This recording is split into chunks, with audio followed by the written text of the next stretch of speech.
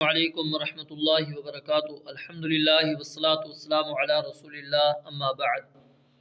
باب الحیوان بالحیوان متفاضلا یدا بید۔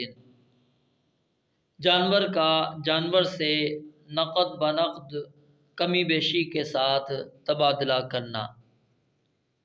حدثنا نصر بن علی الجہضمی حدثنا الحسین بن عروۃ وحدثنا ابو عمر حفص بن عمرو حدثنا عبد الرحمن بن مہدی قال حدثنا حماد بن سلمة عن ثابت عن انس ان النبي صلی اللہ علیہ وسلم اشترى صفیۃ بسبعة ارؤس قال عبد الرحمن من دحیۃ الکلبی۔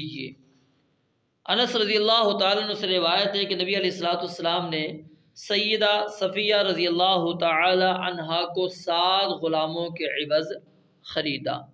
عبد الرحمن بن مہدی رحمہ اللہ نے اس حدیث میں یہ الفاظ بھی بیان فرمائے کہ وہ دحیہ کلبی تھے جن سے آپ نے خریدا تھا۔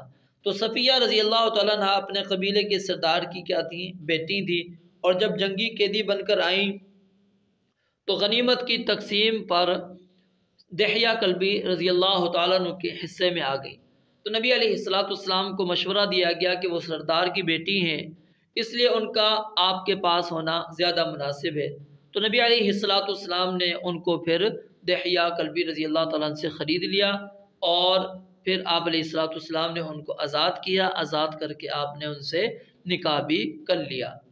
تو غلاموں اور لونڈیوں کی خرید و فروخت یہاں سے ثابت ہو جاتی ہے کہ جائز ہے، لیکن غلاموں اور لونڈیوں کے جو احکام و مسائل ہیں خرید و فروخت کے، وہ جانوروں کی طرح ہے، لیکن کچھ مسائل الگ ہیں جن کی تفصیل اپنی جگہ پر آگے آئے گی، آپ کے سامنے بیان کریں گے۔